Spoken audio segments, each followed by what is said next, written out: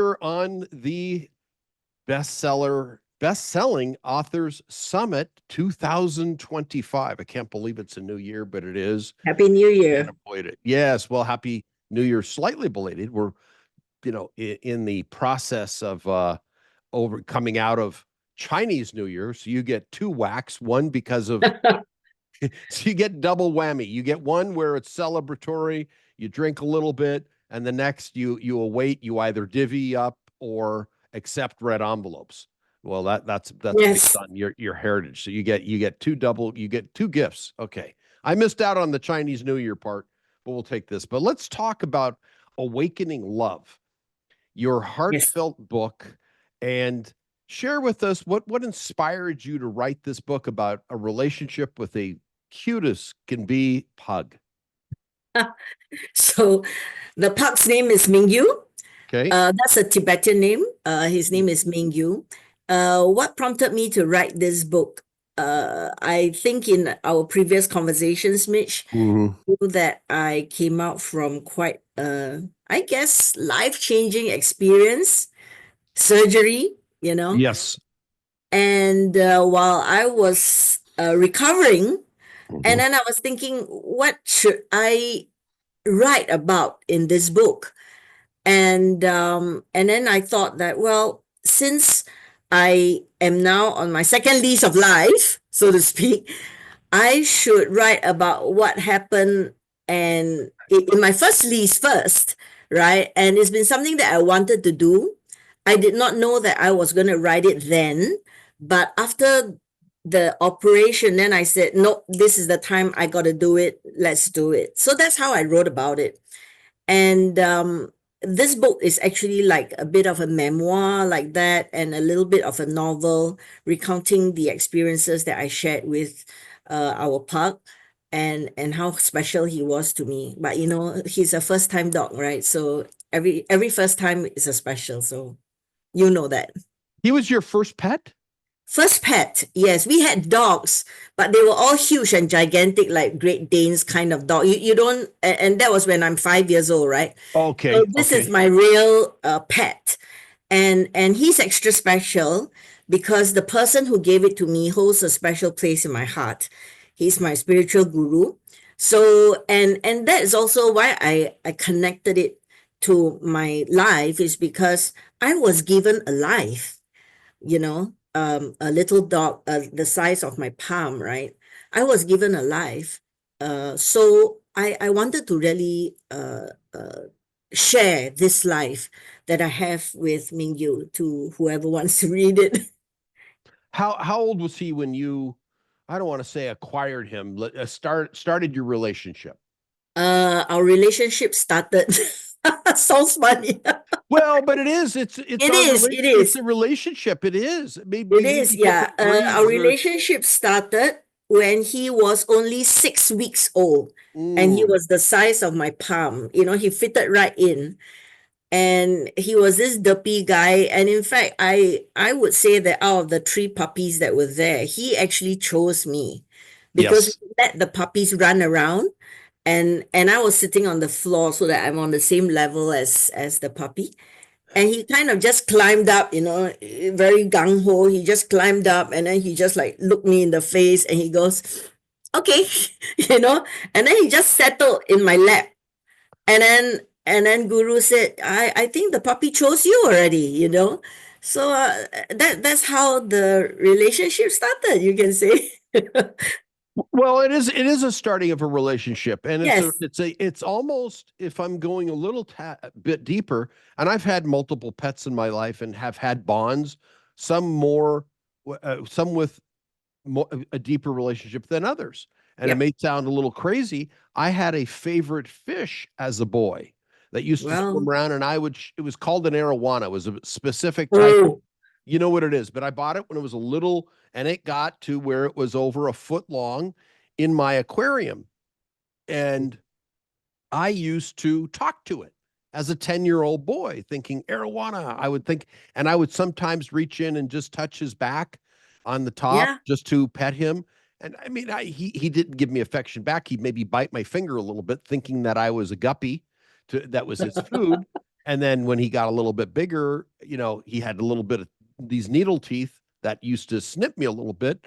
And I had that interaction. And I was 10, Evelyn. So to put it in the proper context, but they're jumping fish. He jumped out through the opening after I Oh, had really? him. Yeah, after I had him about 2 years, he jumped out of the opening in the back where the tubes Okay. come in, and I found him on the floor in a crispy state when I came home from Oh school. no. Oh, and I cried my eyes out as a kid. I loved that fish. May sound a little strange. It's not like a No. furry animal, but I still had that relationship with something living that Right. I thought about, loved feeding him. He was my first, let's say, engagement or relationship with something. I was an only child, so this was my relationship, and it was a Yep. fish.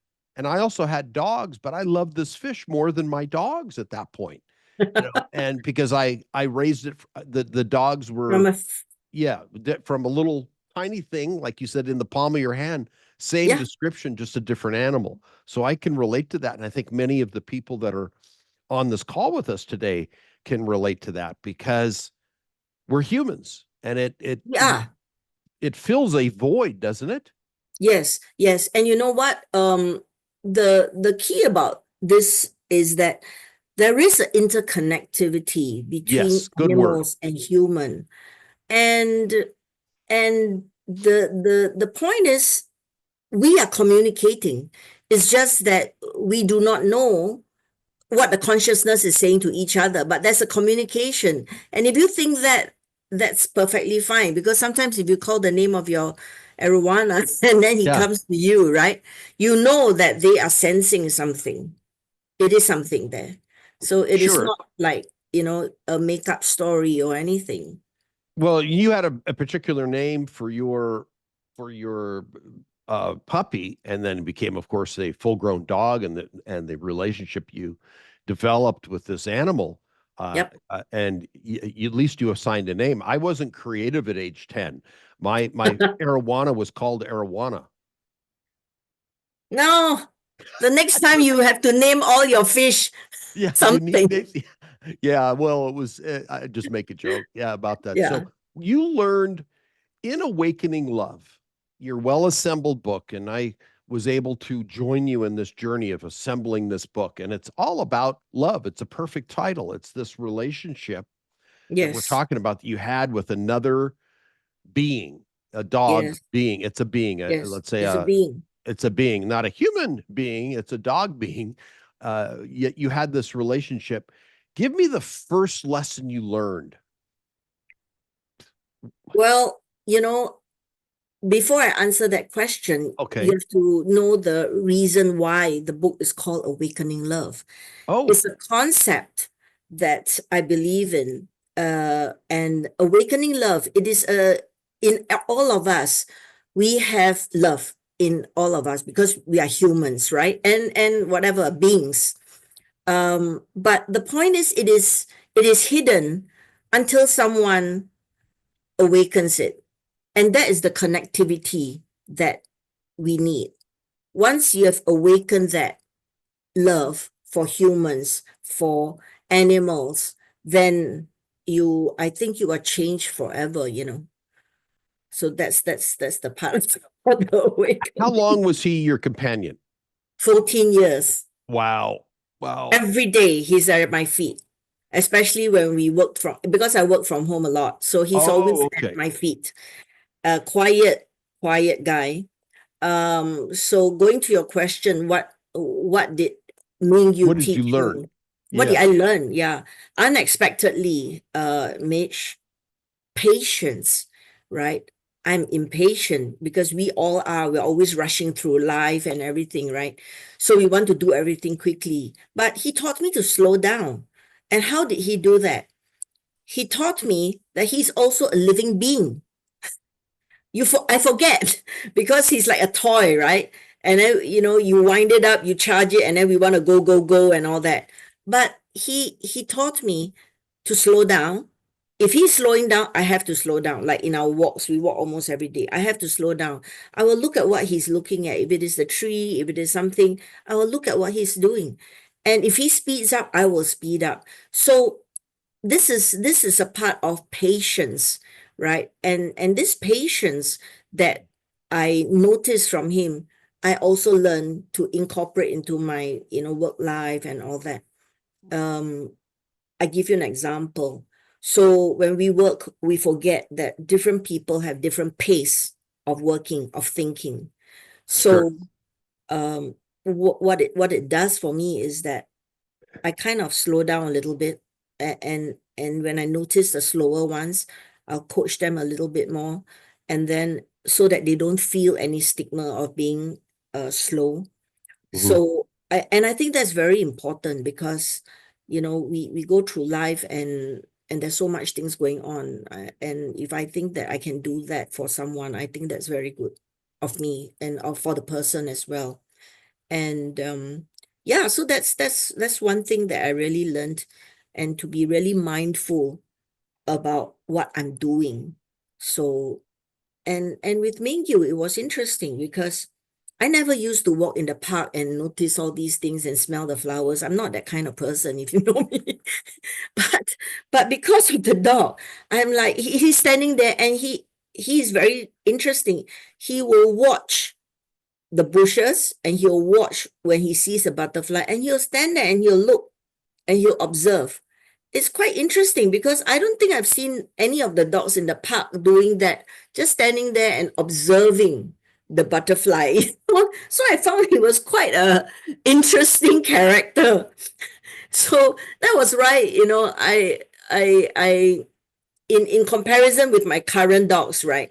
He's really different, and that was what prompted me also to write about Ming Yu. Now that I have two more to compare with, and I noticed that these two fellas are different. So so yeah, so some of the learnings over there. Well, it's the relationship you have. Everybody has a different type of relationship, True. and we learn different lessons. And so patience was one of them. And when you slow down, and it sounds like he introduced you to, let's say, stimuli that normally you wouldn't pay attention to. If Correct. and Correct. if he slowed down, I mean, Singapore is not known for mountains, or I mean, No. it's flatter. It's got its definite charm. I mean, I love Singapore. I love going there. It's a great place, but it isn't a place that's mountainous. It's not Tibet or No. Nepal, which No. has a different type of feeling that gets tapped inside us. Sure. But it still may bring you to those places. And sometimes our little spiritual guide is about yay big. Yes. Yes, I agree with that. I really agree with that. Yeah, and it opens a door. Like you said, you were walking down the street and it may stop and look at a tree, or you might perceive it to look at a tree, and it may draw your attention to it. It's like, what's he thinking? Yeah, what's he thinking? Is like, why is he slowing down? And then I try to like look at where his eyes are focused on, and then that's where you say, oh, our little friend knows how to admire little butterflies. Um, but I thought that was quite unusual. Well, does it make is it he's admiring them, or is he maybe thinking about chomping them? And No, no, no, that and it's no. well, and that might be a metaphor in itself too. It's like, isn't it perception is our own reality? Yeah, that was okay. That could be a point, but you know what? He's so good that he doesn't run after chickens like in the park. There are wild chickens around. And Oh, when okay. when he first went there as a puppy, they all avoided him because they don't know his style yet. But later on, when he goes walking and I unleash him, when there's not many people at the park, he doesn't chase them. He's not bothered with them. And then they Oh, will they will be walking on this side, and then the other chicken and all that will be walking on the other side, and he's okay. And you know what? The other thing also, he doesn't chomp them, as you say. It's like example, in my house, we live near the forest, so we have lizards. okay. Yeah, you know, lizards, right? So Dogs would usually go after lizards. they would, because they scuttle around very quickly. But I've seen him, you know, the lizards. I felt as though we are growing lizards or something. But the lizard is on the ground, and Ming Yu is face to face with the lizard. It's like they're having their own chat, and then they'll look Mm. at each other. It's like having a one-to-one face off, you know. After a while, they, oh, okay, then they'll each go their own way. And then I thought was really funny because they are like saying, oh, you know, how was your day? I was like, all right, you know, not much. And then they just went on. One went up the wall, the other one went to look for some whatever thing that he wants to look at. So that was interesting. And like, wow, you know, no chasing of lizards. Well, it's Bigger. maybe, yeah, he's a different soul. Maybe you learned a lesson there. You don't have to chase everything that's in front of you. True. Isn't that a corporate lesson also in It itself? is. You Well, it's may like not pick your battles, you know, and also it's a matter of pick your battles. How are you going to win the war? You don't fight every battle. exactly. And this topic about picking your battles, right, Mitch? Um, it was very clear there is one particular dog about his size. Her name is Yogi, who walks the park also. And she's a Jack Russell with a pointy nose, right? So she loves Ming Yu and she wants to come and, you know, play with him. But Ming Mm-hmm. Yu is flat, right? So because he's a pup. So when she comes near, she pokes him in the face. So this dog of mine avoids Yogi, avoids. When he sees her walking here on the pathway, he will turn around and go one big circle and wait for me on the other side. He will not let Yogi come near him. So that is, to me, he knows how to pick his battles.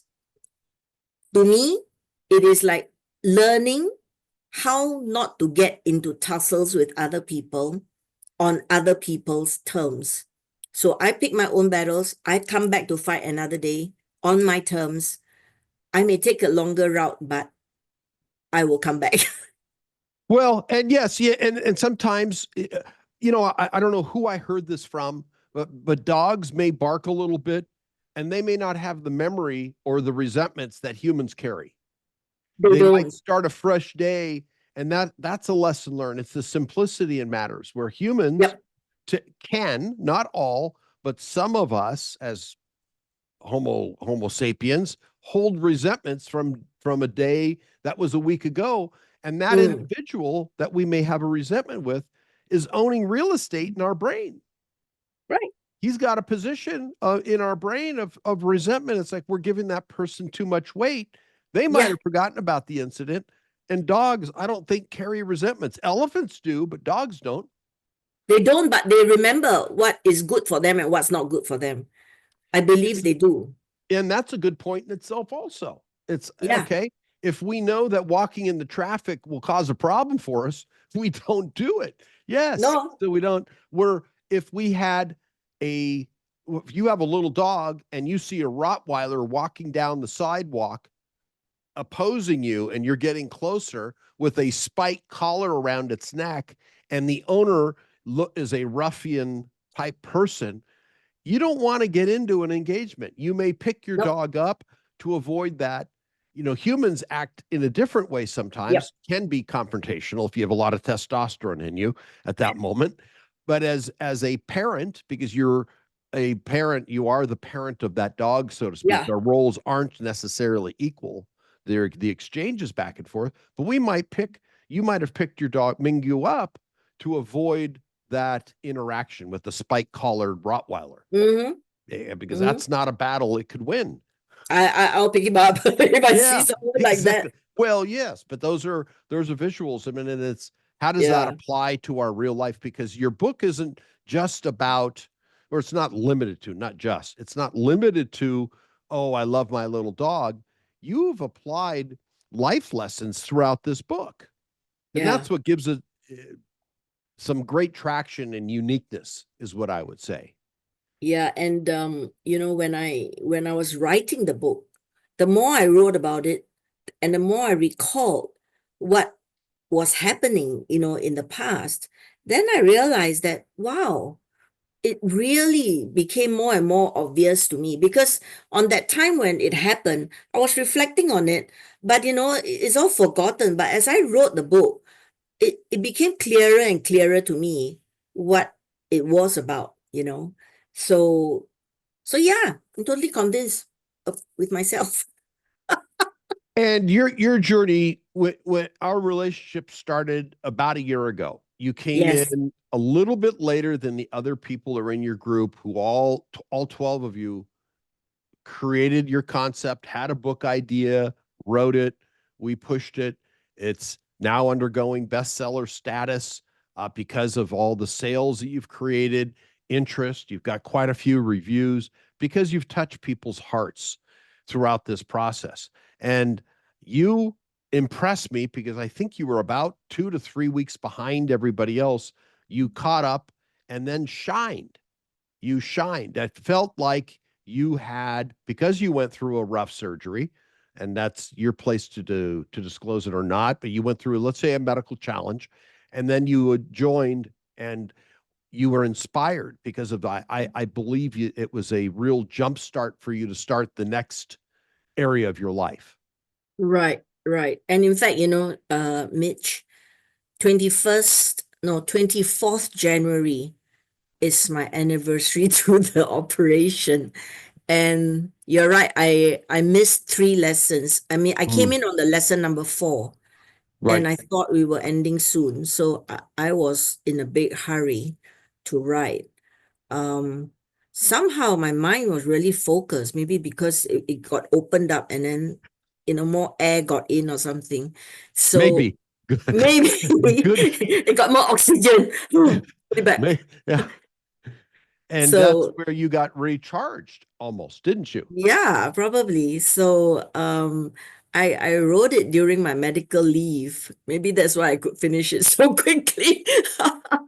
Could be that. Yeah, you had a Could little be that time on, because I was like 100% on it, and instead you of were resting. focused. Like I can't rest 24 hours a day or sleep the day away. So during my waking hours, I'm really like trying to think about how and where the book should go.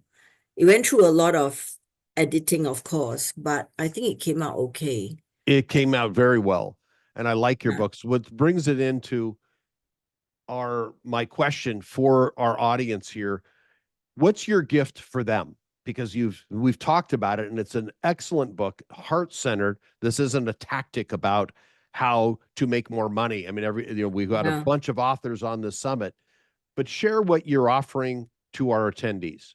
of course. I have put in one chapter of the book, which I believe Mitch will include in some In um, the resources detail. section for each Yes, speaker. Yes. resources section. Please feel free to read it, and if you feel comfortable to buy the book, it's on Amazon.com, either in ebook or print copy. But if you're in Singapore, you know how to reach me. I have hard copies at home. In fact, I sold very well, Mitch, if I might say so. I printed Sure. about 300 copies. I'm down to less than 50%. And this is just normal sales through friends and all that. I did not do any big time uh bookshop something or whatever. Not yet. I Not hope yet. somebody will I hope somebody will call me and say, I want to put like 50 to 100 books on my shelves, and then I go, Well, different doors open at different times. And yes, books, you've heard my stories about books I've written, and years later, that's the beauty of it, has shelf life, and you've got such a right. great cover. You just don't know when or if it's going to work. You think, oh, is this going to work? You just don't know when. You have to be out there and exposed. Yes, That's why I have this author summit for all of you Singaporeans, because I wanted to give you an opportunity to showcase to your Singaporeans and to some Americans who are also listening to your interview. And right. this is great. So let's go through. I've got a couple questions from people in the audience, which I want to reveal. I can't go through all of them, But let's talk for a second. What was your number one lesson you want to share with people who want to write a book? What should they do, or what do you recommend to do? I don't like to should on people. What do you recommend people do in order to get a book done? I thought that was an obvious answer, Mitch. Call you, Mitch. Oh, no. No, I wasn't even referring to that so much as the discipline to get it done. Oh yeah. Yeah, I mean, okay. Yes. yes, but yes. So if you are someone who wants to write a book, then write it. Don't don't think too much and don't spend 3 years at it. Just write the first one. It's perfect already as it is, edit it, whatever, but put it out as soon as you can and then go do more at it. And as you get better at it, then you get better at it. So, I Oh, mean, that's how I would work it. well, round two is better. I mean, the first time you get on a bicycle, you might fall down and Yes. you need some training wheels. But when eventually, if you haven't ridden a bike for 20 years, which I haven't ridden a bicycle outside in years, there's no way I'm falling down. I'll be careful because I'm older and I don't want to break today Yeah, versus yeah. a boy. But yeah, I could ride a bike and balance perfectly without much exposure, without much Right. planning or training. I think the same would hold true for you. Once you acquire True. that skill of balance on a bicycle, same holds true Yes. for writing a book. Your second book, third book, easy peasy. You know the Should be process. easier. Should be easier, but I must say that I must get off my butt and do it. I think that's the thing, procrastination doesn't work here. You gotta just do it. So a So little bit at a time. And you made what I was looking for, and I'll observe what I saw with you was an absolute 100% commitment to doing it because you had a sense of purpose, you had a yep, passion, and at that time, through unfortunate circumstances, you had the time. yep. You couldn't use time as an excuse because Yes. you weren't That's working how full I time. said it. Yeah. So yeah. It's it's 1 year and I haven't written the second one. So I'll try to do it again soon. Yeah, but you also had the break, but you all had this big Yes, commitment. And in some ways, you checked that box. You ticked I it. did. And I you did. have a book done, and you've done what most people never do, which is get it done. You wrote one, and that's great. Well, Evelyn, it's been a joy as expected. I did have this expectation of you sharing your heartfelt book. This isn't about a step-by-step system to make more money or to raise kids or bring up bilingual fluency. Those are all hard topics. This is a Right. soft, heart-centered, if you want to relate to great stories through metaphors of the through the eyes of a dog and the relationship. This is a fantastic read for you, easy read, and one that, if you're a human being, will tap your heart. Evelyn, it's been a Yes. pleasure to have you here today. Thank Thank you, you so Mitch. much, and Thank you. we will see you again soon. Thank you, Mitch.